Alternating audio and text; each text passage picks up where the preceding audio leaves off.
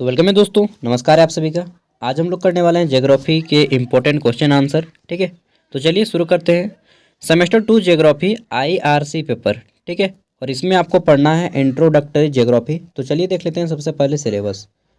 Ranchi university और आपका नीलांबर पीताम्बर university दोनों का सिलेबस सेम है, दोनों को सेम पढ़ना है। ठीक है, ये है आपका सेमेस्टर 1, 2 एंड 3, तीनों सेमेस्टर में यही पढ़ना है इंट्रोडक्टरी ज्योग्राफी। लेकिन आपका टॉपिक बदल बदल जाएगा। ठीक है, जैसे कि सेमेस्टर 2 में आपका इंट्रोडक्टरी ज्योग्राफी है और यहाँ पे जब टॉपिक को देखिएगा तो ये सारे टॉपिक जो हैं आपके किससे मिलते जुलते हैं, तो फिजिकल ज्योग्राफी से मिलते जुलते हैं, यानी कि भौतिक भूगोल से। ठीक है, देखिए हिंदी में मैं बता देता हूँ क्या क्या पढ़ना है, उसके बाद इंपॉर्टेंट क्वेश्चन बता दूंगा। देखिए, फर्स्ट है आपका पृथ्वी की उत्पत्ति, पृथ्वी की आंतरिक संरचना, भूकंप, ज्वालामुखी, भू आकृतियों का विकास, नदी है इसमें। ठीक है, हिमानी है। फिर है आपका एओलियन, तटीय। नेक्स्ट है आपका वायुमंडल की संरचना। ठीक है, संगठन, दबाव पेटी, ग्रह पौने, जलवायु क्षेत्र। नेक्स्ट है आपका यहाँ पे मानव जाति, धर्म, भाषा, इन सब भागों में जो बट गया है ना, उसके बारे में जानना है। और अंतिम है विश्व जनसंख्या का वितरण। ठीक है, विश्व में जनसंख्या का वितरण कैसा है, नगरों में, शहरों में, गाँवों में। ठीक है, घनत्व कितनी है, वृद्धि कितनी है, 10 के वृद्धि कितनी है, इन सबको जानना है। और ये है आपका प्रैक्टिकल। ठीक है, जो कि एग्ज़ाम के बाद होगा। तो चलिए देखते हैं IRC पेपर ज्योग्राफी।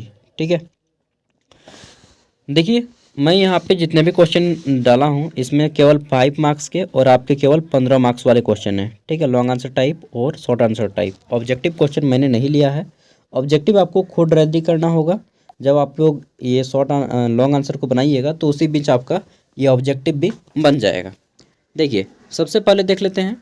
तो हमारा यहाँ पे क्वेश्चन आता है, पहला क्वेश्चन लॉन्ग आंसर टाइप में, कि पृथ्वी की उत्पत्ति कैसे हुई। ठीक है, इसको जानना है, इसका इतिहास जानना है।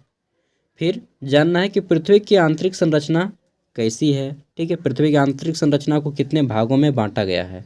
यहाँ पे मैं 2 क्वेश्चन इंक्लूड कर दिया हूँ, अगर आप गौर से देखिएगा तो पृथ्वी की उत्पत्ति कैसी है, ठीक है, सॉरी कैसे हुई, इतिहास बताना है इसका। और दूसरा है पृथ्वी की आंतरिक संरचना के बारे में। ठीक है, तो एक क्वेश्चन में 2 क्वेश्चन आपका छिपा हुआ है। नेक्स्ट है भूकंप किसे कहते हैं, भूकंप कितने प्रकार के होते हैं। ठीक है, 2 क्वेश्चन हो गए हैं और सभी क्वेश्चन आपके एग्जाम से रिलेटेड हैं, डेफिनेटली मैच करेगा। ज्वालामुखी क्या है, ज्वालामुखी कैसे फटता है, इसको जानना है। और वर्तमान में जो सक्रिय ज्वालामुखी है, एक्टिव वोल्केनो, ठीक है, उसको जान लेना है।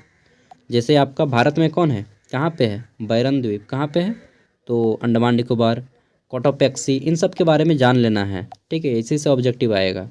अगला है भू आकृतियाँ तथा उनके विकास के पहलुओं का वर्णन करें।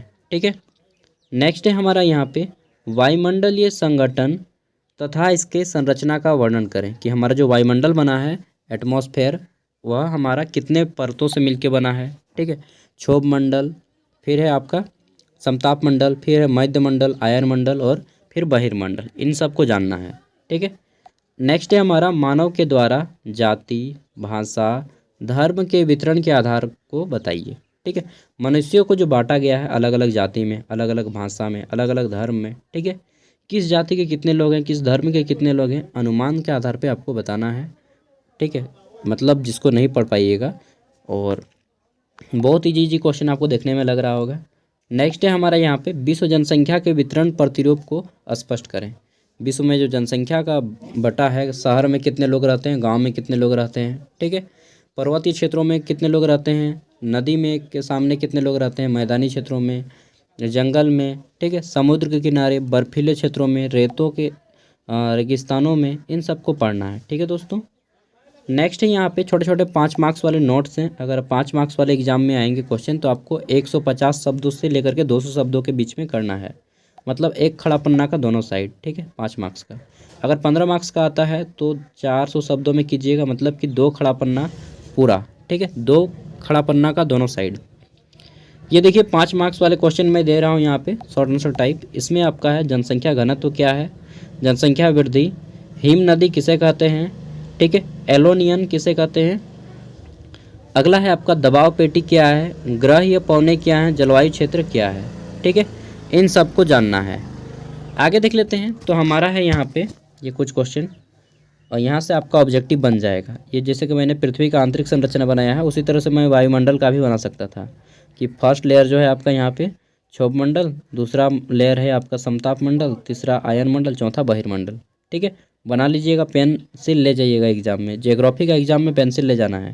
ठीक है, और उसको एक्सप्लेन करना है पेंसिल के थ्रू, ज़्यादा बेटर रहेगा। ठीक है, तो देखिए सबसे पहले पृथ्वी के ऊपरी संरचना आती है, जिसको हम लोग भूपट्टी बोलते हैं। इसमें क्या पाया जाता है, तो सियाल पाया जाता है। ठीक है, सिलिकॉन और एल्यूमिनियम। दूसरा है हमारा सीमा, जिसको सिलिकॉन और मैग्नीशियम पाया जाता है। ठीक है, और अंतिम है आपका निफे, जिसमें आपका निकेल और आयरन पाया जाता है। ठीक है, निकेल और फेरम आयरन पाया जाता है। ठीक है, तो ये हो गया आपका पृथ्वी की आंतरिक संरचना। इस तरह से आपको बनाना है, डिटेल में पढ़ लेना है। ज्योग्राफी का स्टूडेंट है, हमसे जानता ही ज़्यादा ही आपको मालूम होगा ज्योग्राफी में। फिर पृथ्वी की आपको इस तरह से वायुमंडल का संरचना रेडी कर लेना है कि सबसे पहले क्षोभ मंडल है, जहाँ पे वायुमंडल ये मौसमी घटनाएं घटती हैं। नेक्स्ट हमारा समताप मंडल है, जहाँ पे तापमान समान रहता है, एरोप्लेन वगैरह यहीं पे चलती हैं। और हमारा जो है क्या बोलते हैं उसको, पराबैंगनी किरण भी समताप मंडल पे ही पाया जाता है। ठीक है, ओजोन परत। नेक्स्ट आता है हमारा मध्य मंडल, और फिर उसके बाद आता है आयन मंडल। आयन मंडल में ही जितने भी संचार उपग्रह होते हैं इसको प्रतिस्थापित किए जाते हैं, सैटेलाइट वगैरह, और फिर इससे बाहर चले जाते हैं तो हमारा बहिर्मंडल आ जाता है। ठीक है, तो इन सब के बारे में डिटेल में आपको जान लेना है। ठीक है दोस्तों, देखिए मैं जहाँ तक हेल्प कर पाता हूँ करता हूँ आपका। ठीक है, राइटिंग कैसा लगा, पसंद आया ना? मेरा भी एग्ज़ाम है यार, जेनरिक पेपर ये जो होता है ना, मतलब ग्रेजुएट हम पार हो गए हैं, लाइफ में आ गए हैं, फिर भी जेनरिक पेपर देना है। चलिए, एग्ज़ाम होने के बाद आप लोग इस नंबर पे अपना क्वेश्चन पेपर सेंड कर दीजिएगा, 89 86 60 75 41। ठीक है, इस केवल व्हाट्सएप कीजिएगा, इसमें व्हाट्सएप ही होगा। ठीक है, और अगर कोई इम्पोर्टेंट क्वेश्चन हो, इम्पोर्टेंट समझ रहे हैं ना, तभी आप इस पर आप हमें पूछिएगा, नहीं तो मतलब झूठ मूठ कर मत पूछिएगा कि आपका घर कहाँ है। ठीक है, समझ रहे हैं ना दोस्तों, सीरियसली लीजिएगा, मैं थोड़ा सा दे रहा हूँ आपको नंबर। तो एग्ज़ाम होने के बाद अपना क्वेश्चन पेपर सेंड कीजिएगा, ताकि मैं आपको आंसर भी बता पाऊँ और आपके जूनियर वाले कैंडिडेट का भी हेल्प हो सके।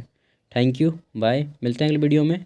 पूरा का पूरा पीडीएफ मैं वीडियो का डिस्क्रिप्शन में दे रहा हूँ, और जिनको इंग्लिश में चाहिए वो लोग हिंदी में नोट करके इंग्लिश से गूगल से ट्रांसलेट कर लीजिएगा, गूगल लेंस के थ्रू। ठीक है, थैंक यू, बाय, मिलते हैं नेक्स्ट वीडियो में। ऑल द बेस्ट, पढ़ाई कीजिए पूरा एकदम। अब 15 दिन पूरा एकदम फुल फोकस के साथ मेहनत में लग जाइए, 8 घंटा पढ़िए। ठीक है, आईआईटी वाले स्टूडेंट तो 12 घंटा, 13 घंटा, 15 घंटा पहुंचा देते हैं, आप लोग 8 घंटा तो पढ़ ही सकते हैं यार। Okay, bye.